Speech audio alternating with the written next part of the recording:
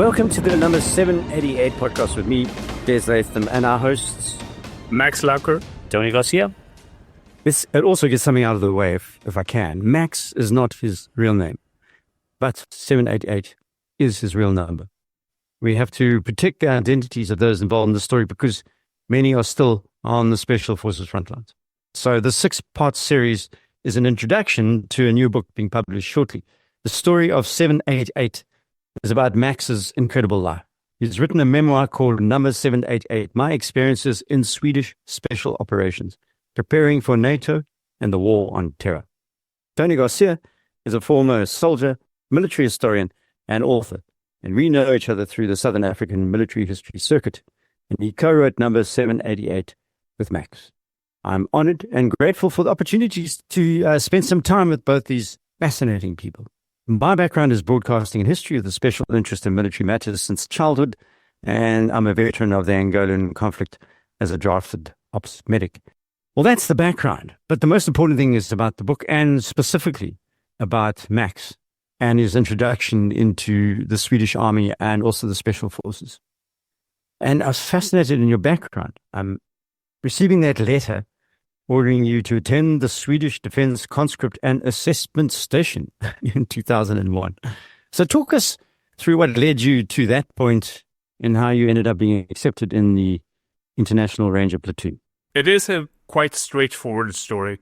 In Sweden at the time, everybody gets conscripted. I mean, it was a pretty low volume at the time because we were downsizing the armed forces quite heavily. But I was not super keen to do it, but I was selected to do, because not everyone was actually selected back then to do the tests for conscription service. I think we had, couple of thousand people trying out every year. So it was an extremely low volume. And my idea, because my dream at the time was to work at sea, maybe become a sea captain, go to university, all of that. So I didn't think much about it. I was going to do it. My plan was actually I want to be something in the Navy, maybe a sonar operator, signaler, whatever. I was keen to get into the Navy. So that is how it started. And when I finally got the letter, it's a bit competitive between the boys at that age. You just turned 18 years old. Everybody wants to be the biggest and the best. But I didn't feel that much competition at least from my friends, but I felt competition, where I started to feel competition from my father. My father, he was kind of an asshole. He's not alive today, but he was an asshole when he was alive. And he was very successful in his working life. He was a surgeon and a very skilled surgeon. And he was a coastal ranger back in the 60s, very, very hardcore. And he said it's the only way. That's the only real thing for a man to do, become a ranger, prove yourself. He was all about the machismo and all of that. So I never wanted to dive into that because I disliked him. But, it's ingrained in you after X amount of years. That's going to still linger in your head. So I think that was the thing that actually drove me during the selection tests to go for Ranger, or that was the single thing that drove me to go for Ranger school. So I was a bit surprised myself when I left and I was accepted to 15 months of Arctic Ranger training. And I was afraid. Because I'm like, why? This is going to be tough. I know it's going to be tough. Why did you make this choice? Stupid choice. But then I didn't think much about it. And I finished school. I had a bit of a gap year or 8 months before I was called up. And then it started from there. So it was an involuntarily selection for me. But we kind of I made it. Tony, you've done a lot of interviews with Max. So talk to me about how he introduced that idea to you, that, okay, I'm going to write this book. And it's very deep. As you just said about your father, and it must be in your blood, Max, to be quite honest. But Tony, talk to me a bit about how you how you got together and how you managed to kind of decide to take this giant step to write about something really hard to get into without kind of overselling it. How did you do that, Tony? Thanks, Des. It's a good question. It's one that I asked myself at the start of the project. Normally, Max tells this part of the story, but we have a mutual friend, Jason, and he's similar to you, a veteran of the Angolan conflict, and he's a mutual friend. And he had been suggesting to Max for some time. I feel like a bit of a fraud to say this part, but I'll just say it on Max's behalf. He had been suggesting for a number of years to Max, say, listen, think about writing a little bit about your life. And the way Max says it is, 10 years back or 15 years back, he felt a little bit too maybe young or inexperienced. Is that okay if I say it like that, Max? Definitely. I mean, that is exactly what it was. And then, of course, at a later point, having left the military and reflecting a bit on it, Jason then kept prodding him each year, think about this, think about it. And eventually Max said, okay, fine, I'll do it, but can you help me to get this project on the road? And this ties in with your question. And Jason said, yeah, I got a mutual friend, and I'd done some work more in the history field, but the idea of the book project, I could help a little bit. What's the introduction? What's the main theme? Things like that. But yeah, I can. So that was my part, and it was more that kind of academic part, a little bit of editing and a little bit on the narrative side. What's the description? What's too much? But honestly, I can say that it's the style of the book, that kind of granular detail you mentioned, that's straight from Max. It's his style, it's his personality that comes through in that. He'll take a topic and run you through it, unpack it. I think that's very much where our styles met was in that part of it. So yeah, that's I think you picked it up when you mentioned that there's like the way that there's so much in it in the different parts, right? So, I mean, the fact that your father was in special forces is quite a laudable. I just have to clarify. He was not in the special forces. He was just he did basic training as a coastal ranger. So it's it's an elite conscript unit, but still. But not the special forces. Okay, I get it. But what I'm saying here is that we kind of follow on in many ways from what our fathers teach us, and we only later, I think, resolve some of the things that we experienced through that. There's this conspiracy of silence, I guess, in special forces, or there isn't, depending on where you are. In our country, there's not. The special forces talk openly, and they're quite proud of their relationship to what they've done. They are closed-mouthed about some of the more confidential actions. They talk about their operations and so on. So what do your comrades say? What are they saying about this, about the fact you published this book? They don't know. So that is that's the big part of it. They don't know because I could actually not tell them, because they might recognize themselves in the book. They might know who is writing this book, depending on which side they were serving on. And but that is a part of the game, because I cannot identify myself in the book, and I can't identify them or the exact mission, which means that I couldn't tell anyone. None of them have read it, basically. And so I've had very few Swedish test readers, so to say. So it's hard to say, but I know it's a tough environment in Sweden in general. We have this jantelagen, don't brag about yourself, don't be better than anyone else.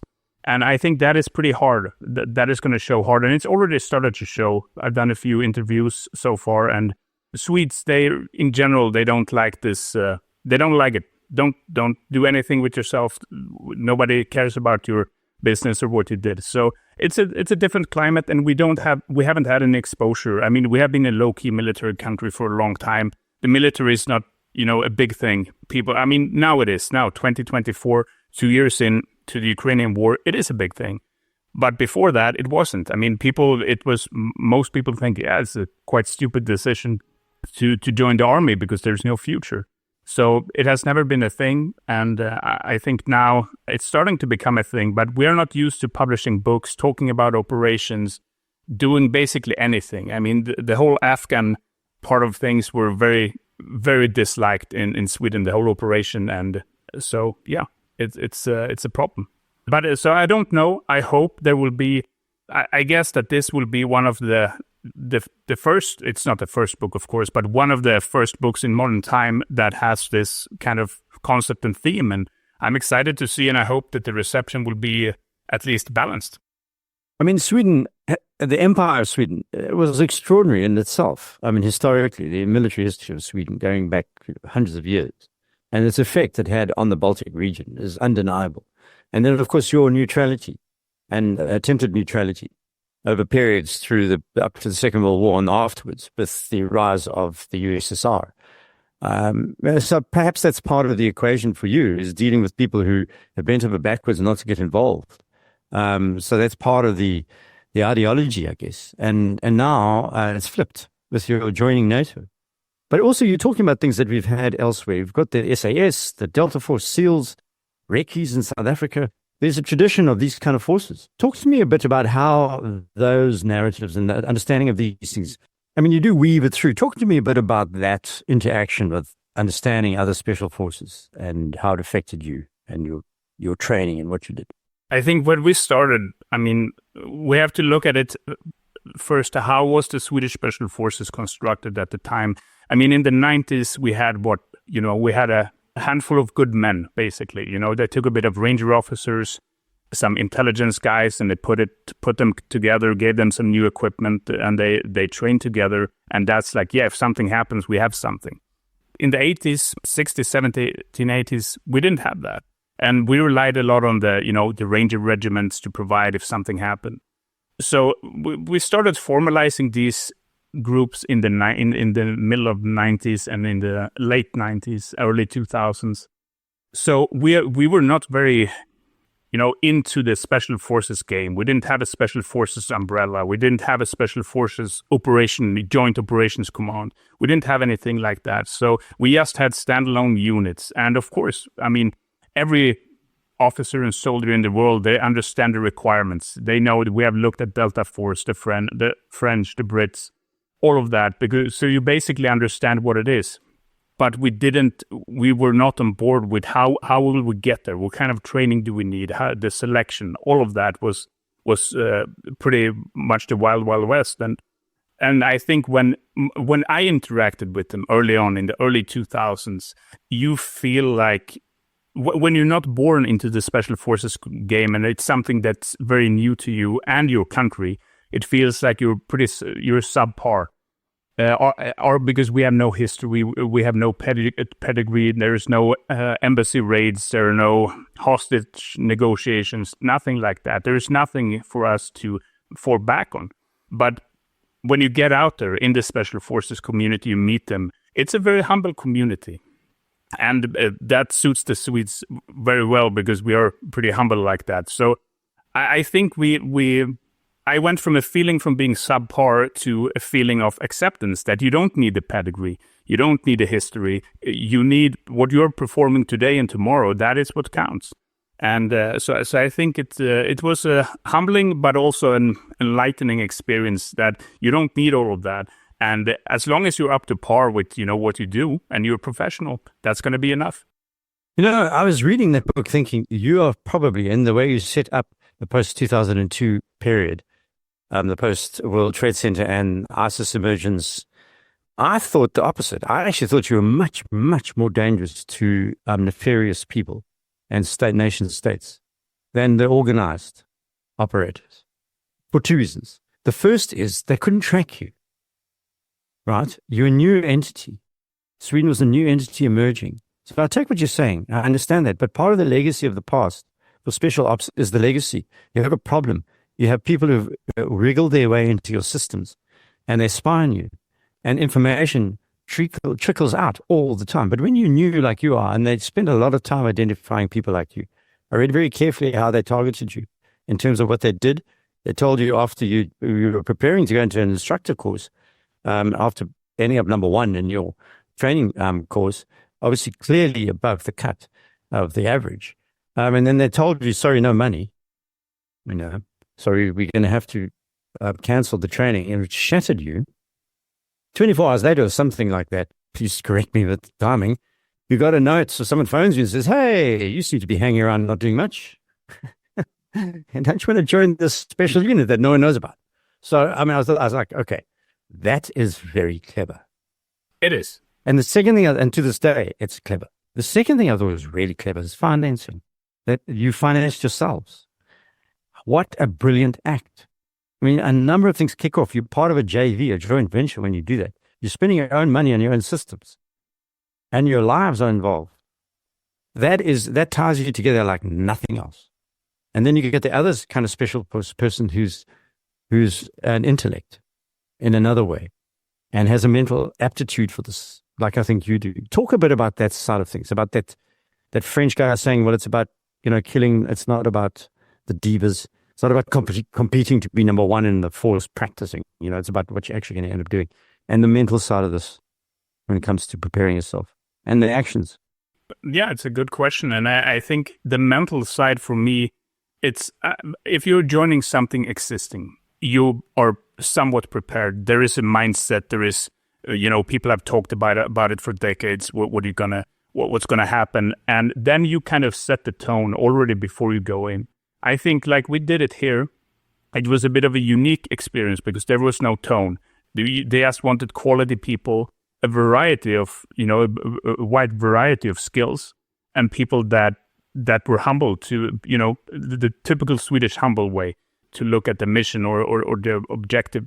And I think, so the mental part, you kind of grow into it, I guess. And of course, I've grown into it over the years. But for me, it's still that you have to be grounded in your objective. And that is the hardest part even today, because when we started this, we were grounded. We could see the mission. It was clear. We could see the effects, the consequences. All of that were served to us. And that's like immediate feedback and a receipt of what you're doing. But the more your organization develops like it is today, you get this tiny piece of the puzzle, which is sometimes necessary. But then you have no grounds, Then you're at the point when you're basically just, I'm killing people, or we're doing this and that, we're detaining people. But you stop, knowing what it's for, and when you stop caring about that, that's when that's gonna slow you down, because you have to be agile in your head, and you have to be dynamic to be able to make these hard but also necessary and good decisions, and therefore reach your objectives in a reasonable way. Because today it's more and more brute force, and I think it's a bit sad that it's become like that, because it requires less intellect and just more following orders, and being top tier means that you're just better equipped, better trained. But that was not what it was, or it's still in some units not like that even today. But I think you have to, your mind, your brain is your biggest asset.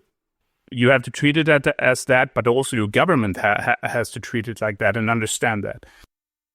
I mean, I'm looking at leadership principles here, and we all understand what it is to be led by in conflict and in war situations and extreme stress by good leaders, and it differentiates very, very quickly.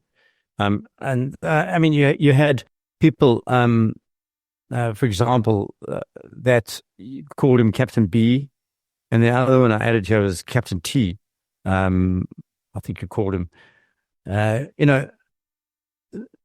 They came across you at specific moments and did certain things when you were training. You can talk a little bit about that, and how to this day, I guess, you still draw on those instant moments where suddenly things click because of a leader says something to you that just resonates forever. Definitely. For me, Captain B, he's been a part of my journey even since basic. He was my first squadron commander after, basic training, and you get assigned your squadrons. And I was a squad leader, and he was my first commander. And he had just transferred in from another Arctic regiment, Ranger regiment that was disbanded. And he was hardcore. He looked like an alien, shaved head. He was spotless all of the time. He was like 40 years and super jacked, more jacked than any of us. So he was that kind of guy. And you we're in for a rough ride. I mean, we had been in the system for 5 months, so you have some kind of relation to the army at that point. But this is not going to go well for us. It's going to be a hard ride. But it eventually, or quite soon, because he had this first meeting, we had 24 hours. He assembled his new squad leaders, and we were going to get our soldiers 1 or 2 days after that. So he wanted to talk to us, and we're going to get a bashing, and we're just going to keep things straight as good as we can.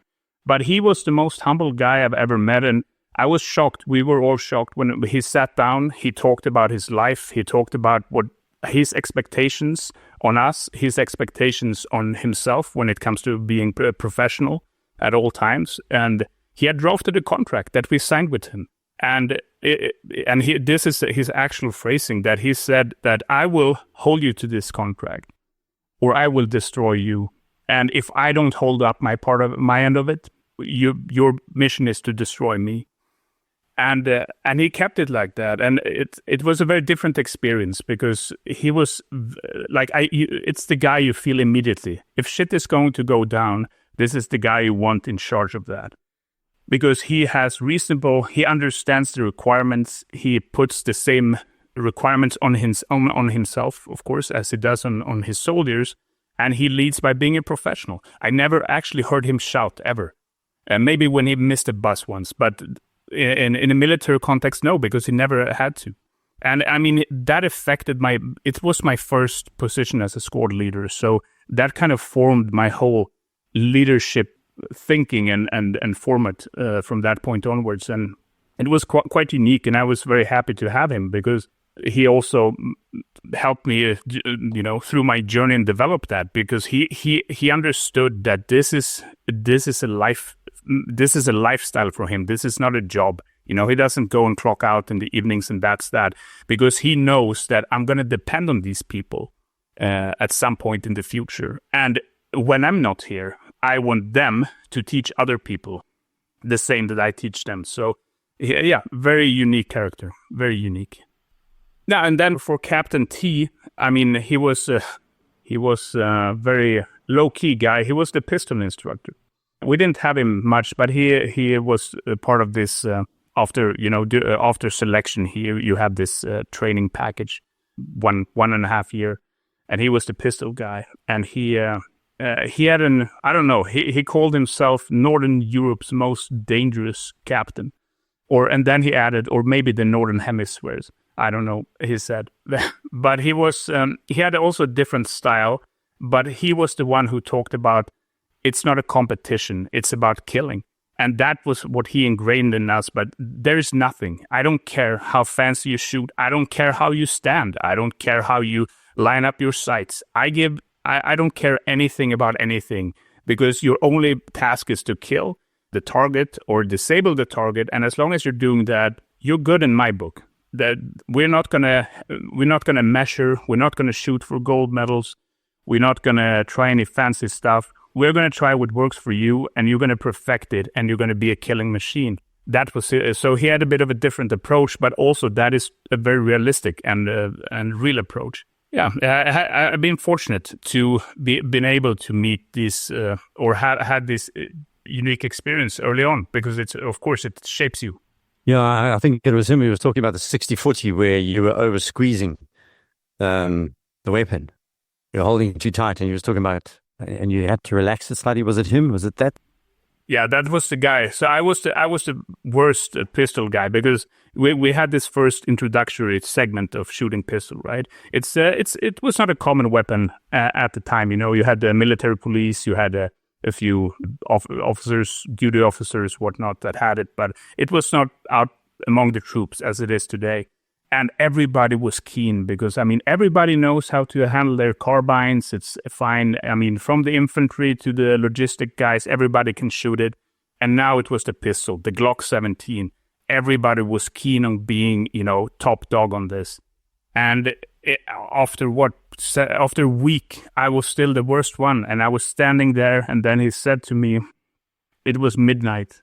And I couldn't get it. I couldn't shoot consistently. And he was standing there because he said, I don't have any more time to give you, so we have to finish this tonight. We're going to be here until it's done. So I have my 3 full magazines, and he steps forward to the targets, and he puts himself between a target, and it says, fire at the target. And you're hesitating. I mean, you're 23 years old. You're pretty fresh out of basic. This is your first special kind of training, and you're hesitating. You're like, Captain. You get into that mode, you're like, Captain, what do you mean? And he gets angrier, and he says, shoot at the target, 1, 2 in the chest, 1 in the head. And I ask again, and then he puts his hand over his gun and he says, either you shoot him, I will count to 3, or I will kill you. And after 2 seconds, I put them where they were at, and that was that. And it was all about relaxing my grip, blah, blah, blah. So, but he had his own ways. Yeah, I mean, we need to finish off for this episode, and we can come back to some of these stories and take the next steps and talk about some more of the training. We're just touching the surface here, but we do need to wrap up. We're well over half an hour. Because if we go down this discussion, we'll carry on for 2 hours, which I hope people will come back to listen to. Because, I mean, next week, I don't know, Tony, I'm jumping out here, but do you want to say anything in the meantime? We've kind of been chatting on here. Yeah, just on my end, a bit of technical issues, which of course it's Murphy's Law. But no, I think I've missed the moment there, Des. I was just saying that it sounds like that Max had the same coach as the Turkish pistol shotters that we saw in the Olympics, standing with a hand in the pocket. And it was all about that, just being as chilled as you can be. And yeah, like you say, we look forward to the next edition. And I think there's been, so much good material covered, to the motivations from our complex relationships with our dad and one's dads, as you mentioned, especially for men. I don't know if it's okay if I can say that, but that's my experience, certainly. And then the challenges that Max overcomes in this book. And I felt like as I was co-authoring and writing, and it's one just finds yourself, being transported in time into a different world completely, and one that, as a South African, I think we struggle to understand, especially that type of Arctic terrain, but maybe more of that next time. I look forward to us meeting again and chatting about this. And I mean, do look out for the book coming up. Is it published now, or is it about to be launched on, after the September 16th, I think it is, the date? Yeah, it's mid to late September, but I think it should be available in Europe mid-September. So look out for the book. It'll be launched by the time you hear this.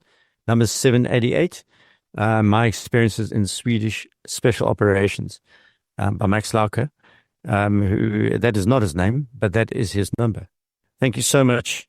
And Tony and Max, good luck with the book, and speak to you episode 2, where we're going to dig deeper into the aspects of the training you just started to talk about now, and plunge into the snow, literally, in some of the techniques that you use there, which I'm sure are going to be really important for people who are looking at world geopolitics at the moment. Definitely. I'm ready for it. Thank you. Looking forward to it.